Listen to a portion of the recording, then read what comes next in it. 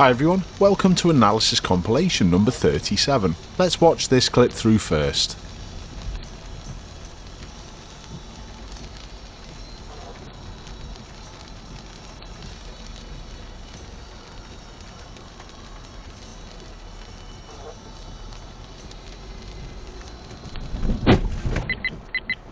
Video protected.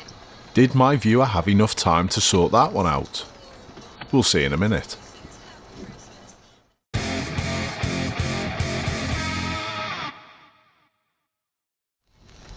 What was your initial thought on this first clip? Do you think my viewer had time to suss this out and sort it? I'm not so sure. First thing I'd like to deal with though is the pedestrian crossing that changes. I'm sure there would have been some people who said that they should have stopped. Absolutely not with the close proximity of the car behind and it was catching up. Add in the weather conditions and we've got a perfect decision. But has this decision got anything to do with the collision? I think it might have. Is it possible for the driver who eventually pulls out on my viewer, who is here, to expect the Saab in front of my viewer to be the last car that got through the lights? It does offer one explanation on why my viewer was missed. If the emerging car driver looks to the right at this point, they see the pedestrian crossing changing and my viewer's possibly hidden, especially with all the refraction in light. They then have one final look back to the left-hand side and see the car holding back, and then they go. But I'm not actually certain that's the case. Even though in these conditions the VFO footage is excellent, I can't be certain that this driver is looking to the right-hand side. But I think they are, and as I roll the clip on slowly, I think you can see the head movement change to the left. As they emerge though, they're looking directly in front, out of the windscreen. Then the collision occurs. There looked as though there was significantly more damage to the Fiesta than my viewer's Golf, but I'm glad no one was injured. So to answer the question I asked at the beginning, did my viewer have enough time to sort this one out? Well, it was a tough one, but I still think it was possible. I would have been disappointed in myself if I hadn't got onto it. The emerging drivers just moved. My viewer's doing 17 kilometers an hour, which is approximately 10.5 miles an hour. If we work out the stopping distance from what it says in the highway code, my viewer should be able to stop in approximately 16 feet in good conditions. But this is wet, so maybe double. And that's just a little over 2 car lengths. But modern cars can stop a lot quicker than the figures in the highway code. Do you think it was possible to stop here?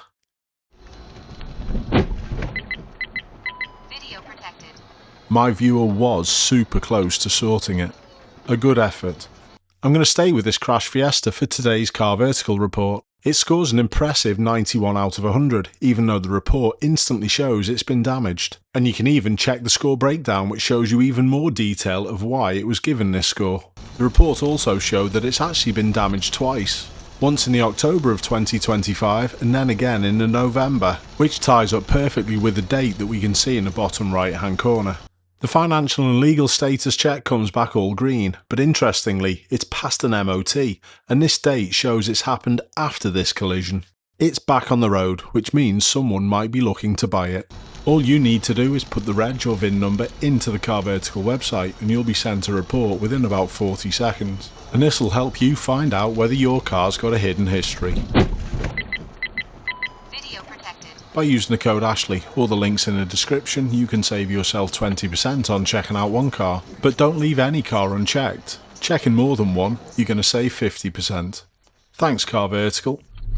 There's no crash or collision in this clip, but it gets really close to it.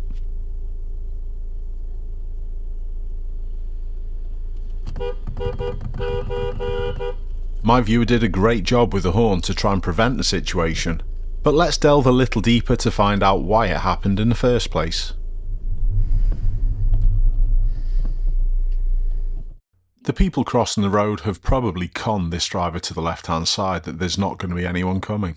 But that's no excuse, it's just a possible reason. This is simply an awful emerge. They hesitate for a little moment for the Audi overtaking to turn right. And when that's gone, they should be peeping and creeping to see out the other side of this black Citroen in front of my viewer.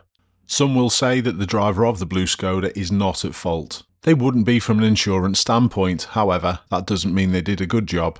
Their contribution was also quite high. They should be adjusting their speed to suit the risk. And they don't. They keep going until they have to swerve. However, it was the driver of the blue Skoda that stopped this collision. The driver emerging was absolutely inept, useless. They didn't react to my viewer's use of the horn, and the thought to press the brake pedal was secondary. I think it's pretty scary that we share the roads with people who operate the cars in this manner. When I first saw this clip, I thought the driver of the blue Skoda was going to have a right go at the other driver for emerging poorly, but full credit to them. They maybe say something and then get on with the day.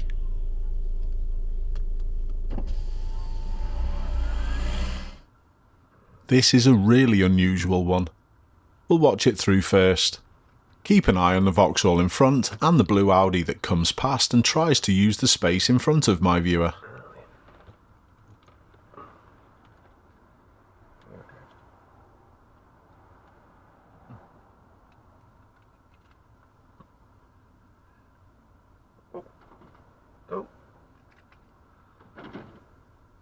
Oops. If you're manoeuvring, the risk increases if you keep moving when there are vehicles coming past you, and it's for exactly the reason that happens in this clip. But there are a couple of extra points that I'd just like to mention which were factors in this collision. Firstly, the Vauxhall in front is on the wrong side of the road to reverse. I'm still not sure why the DVSA put this in the driving test. This shouldn't happen at night, and this is night because it's past lighting up time as we can see the street lamps on. That also means that the cars should have dipped headlights on, and we can see the Vauxhall in front with the reflection on the wall that they do have dipped headlights on. How would that affect the Audi that comes towards us in a second?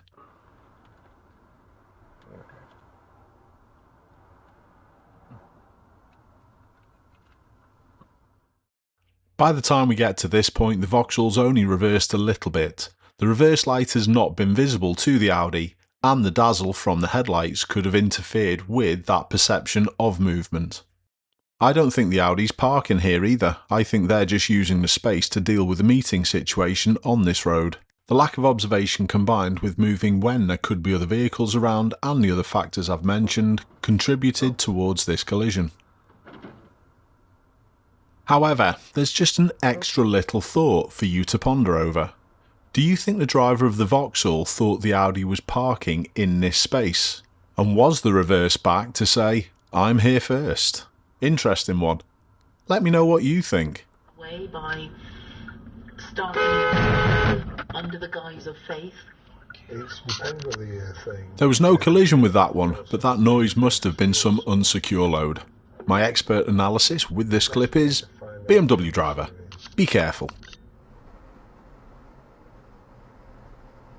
It's nice to see some footage from across the Atlantic, specifically Atlanta, Georgia. I think my viewer here has a little bit of target fixation.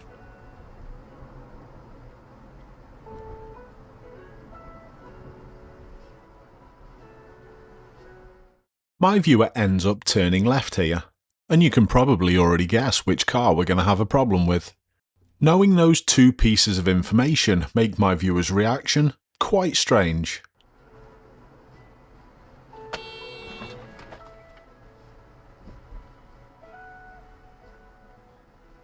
A pocket of space and not arriving at the same point at the same time come to mind.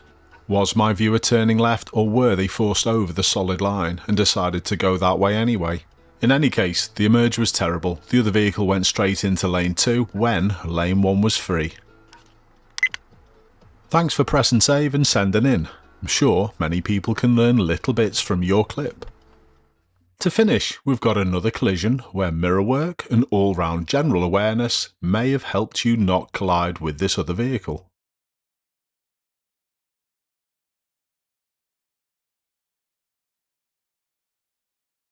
Again, I'd be disappointed in myself if I didn't spot this.